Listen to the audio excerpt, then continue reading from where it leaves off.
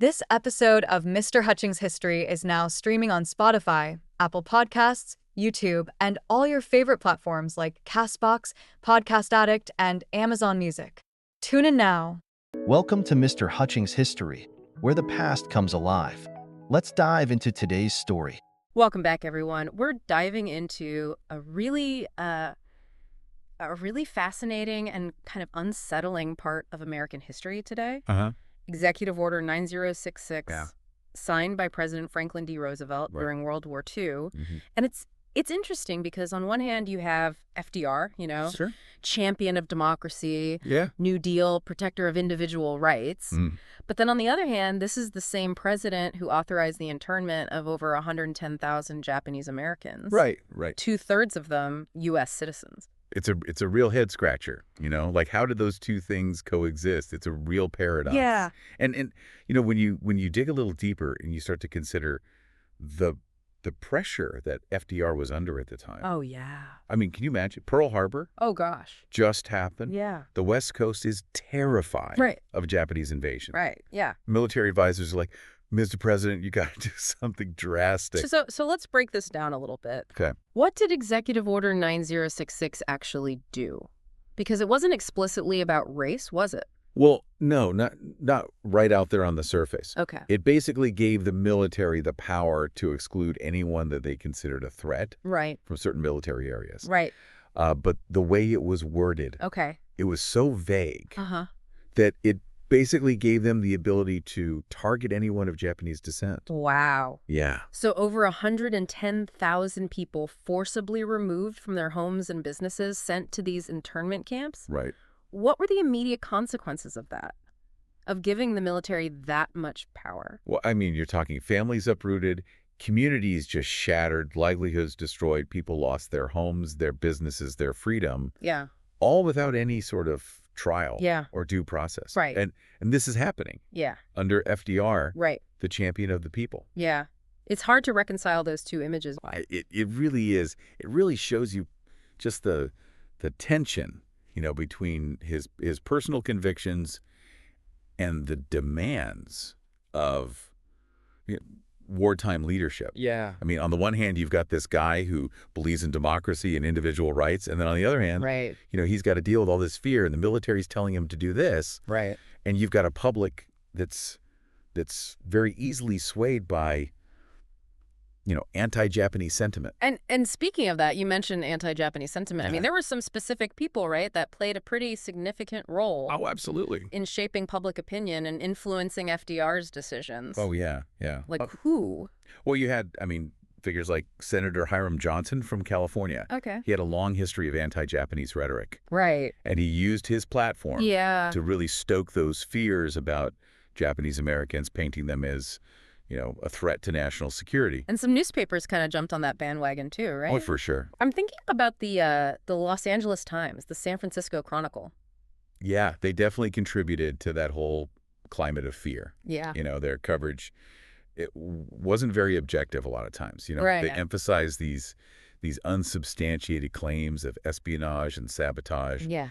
And it just created this fertile ground for discrimination and ultimately helped justify the whole internment policy. Then you have General John DeWitt, head of the Western Defense Command. Yeah. He was absolutely convinced that Japanese Americans were just inherently disloyal. Yeah. Even calling them an enemy race. Yeah, his influence on FDR, cannot be overstated. Really? Even though the FBI and even J. Edgar Hoover himself said that there was no evidence of espionage or sabotage. Right.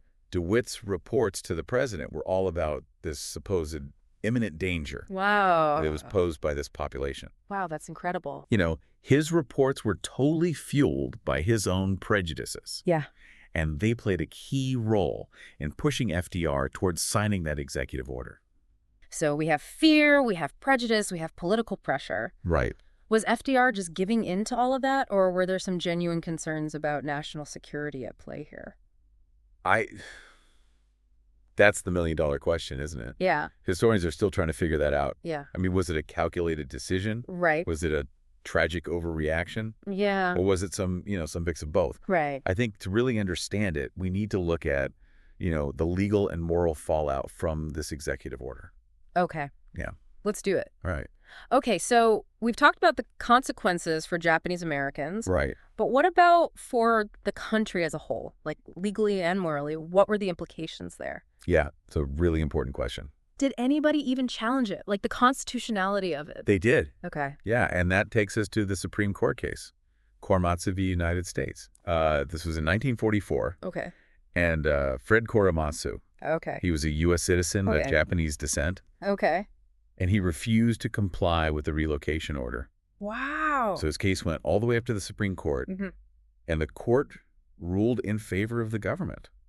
What? Yeah. Really? They upheld Executive Order 9066. So they basically said that it was okay to imprison citizens without any evidence of wrongdoing? Yeah, essentially. Wow. They argued that because it was wartime, Okay. the need to protect national security Right. was more important than individual rights. It's a decision that's been widely criticized, Yeah. seen by many as a real low point for the Supreme Court. I can see why. Yeah, a failure to protect the very freedoms that the Constitution is supposed to guarantee. It's really disturbing to think about. Yeah. And it sets such a dangerous precedent, doesn't it?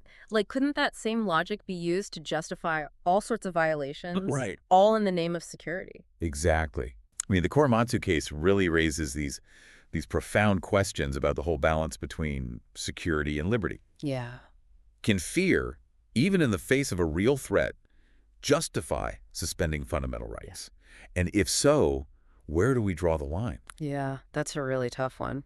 It is, and those are questions that we're still grappling with today. You know, it really makes you think about just how fragile democracy can be. Yeah. I mean, here we have the United States, founded on these principles of freedom and justice, Right. yet capable of such a blatant violation of those same principles. It's a stark reminder that even our most cherished ideals can be eroded when fear and prejudice take hold. Right. And, we have to remember that the internment of Japanese Americans wasn't an isolated incident. Right. This was part of a larger pattern of discrimination against Asian Americans in this country. Right, right. Yeah. Going all the way back to the Chinese Exclusion Act in 1882, which was the first law restricting immigration based on race and nationality. Yeah, it barred Chinese workers from entering the country. Right. And it denied those who were already here the right to become citizens. Wow. And then you have the Immigration Act of 1924, right, which further restricted immigration from Asia based on this idea that we needed to maintain a certain racial composition in the United States. Wow. That's So these laws really created a hostile environment for Asian Americans. Yeah. And kind of laid the groundwork for the prejudice that would ultimately fuel the internment during World War II. It's like Executive Order 9066 was like the culmination of all this anti-Asian sentiment, that finally boiled over during a time of national crisis. Exactly. So how do historians even make sense of something like this? It's so complex. Well, there are different schools of thought. Okay. Each kind of offering a unique perspective on how to view this period. Okay. You've got some historians, often referred to as the Realist school. Okay. They really emphasize those pragmatic concerns of wartime governance. So they're saying it was a necessary evil. They might say that, a difficult decision, but one that had to be made to protect national security. Right. So from that perspective, FDR is making a tough call, even if it meant, sacrificing some freedoms in the short term. Right, for the greater good. For the greater good. Yeah. But then you have other historians, right? The Revisionist school, they challenge that view. Yeah, they argue that the internment wasn't really driven by genuine security concerns. Right. It was driven by racial prejudice and political opportunism. And they would probably point to the fact that German Americans and Italian Americans weren't treated the same way, even though we were at war with Germany and Italy. Right. It seems like there was a double standard there. Yeah. Absolutely. Yeah. And then you have scholars who look at this through the lens of critical race theory. Right. And they see the internment as like a prime example of systemic racism. Yeah. A policy that's rooted in this long history of prejudice and exclusion. So it's like, depending on which historical lens you're looking through, you could see it as a necessary wartime measure, a product of racial prejudice, or some combination of both. Right. There's no easy answer here. No. That's the challenge of history. Yeah. It's rarely black and white. Right. It's about grappling with that complexity, understanding different perspectives, acknowledging the nuances of the past. Right. And in this case, it really forces us to confront some uncomfortable truths about our own nation's history. Yeah, it really does. Mm-hmm. So I think it's time to shift gears a bit and talk about, the lasting impact of the internment. Sure. Like, what happened to Japanese Americans after the war ended? Yeah. I mean, it's hard to imagine having to pick up the pieces after something like that. Yeah. Did Japanese Americans ever receive any kind of, justice or reparations? Well, the road to, recognition and redress, it was a long one. Yeah. It wasn't until 1988, over 40 years after the war, that the U.S. government formally acknowledged that the internment was wrong. Okay. President Reagan signed the Civil Liberties Act, which offered a formal apology and a payment of $20,000 to each surviving internees. $20,000? I mean, that just seems like such a small amount compared to, everything that they went through. It was definitely a symbolic gesture. Yeah. An attempt to acknowledge the wrong that was done. Right. But a lot of people argued, and rightfully so, that no amount of money could ever truly compensate for the years of lost freedom, the disruption to families, the emotional scars, which lasted for generations. It's heartbreaking to think about, all the ripple effects of this policy. Yeah. How did it shape the lives of Japanese Americans, in the long term? Well, it cast a long shadow. A lot of families really struggled to rebuild their lives. Yeah. They faced discrimination in housing, in employment. Right. And the trauma of their experience had a lasting impact on their mental and emotional well-being. Beyond that, the individual impact, how did this event shape our understanding of, civil liberties and, the dangers of unchecked government power? Well, I think Executive Order 9066 serves as a pretty stark warning. Yeah. A cautionary tale about how, even in a democracy, freedoms can be eroded when fear and prejudice grip a nation. Right. And it reminds us that even in a democracy, the rights of minorities can be trampled on. Absolutely. Especially during times of crisis. Yeah. It's a very sobering thought. It is. So knowing all of this, what can we learn from this? As a society, how do we make sure something like this never happens again?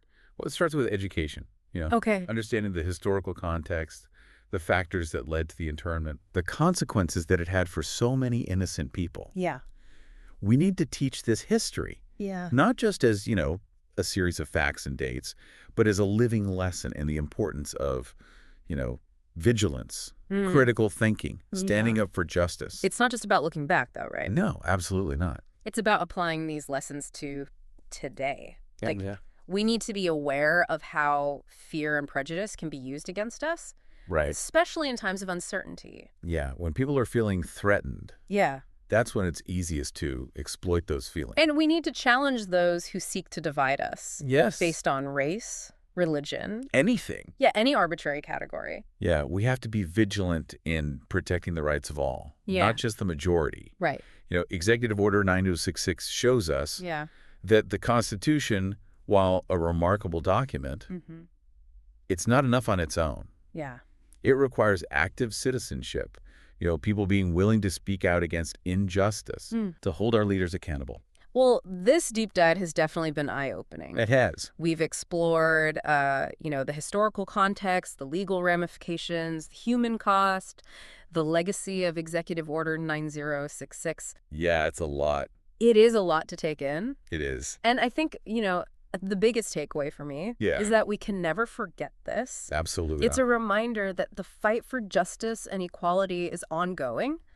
And that we all have a role to play, in safeguarding our democracy. Yeah. And making sure that the mistakes of the past aren't repeated. Couldn't have said it better myself. Well, we started this deep dive by asking how FDR, the champion of democracy, could sign an order like this. And, there's no simple answer. No. But I think we've gained a deeper understanding of, all the forces at play. Yeah. The pressure, the fear, the prejudice. It's complicated. It is. And how fragile our rights really are. For sure. So to our listener, we leave you with this. How would you have responded if you were in FDR's shoes? And how can you, in your own life, ensure that we never again succumb to such a grave injustice? Thanks for joining us on this deep dive. Thanks for listening to Mr. Hutchings History. Keep exploring, and we'll see you next time.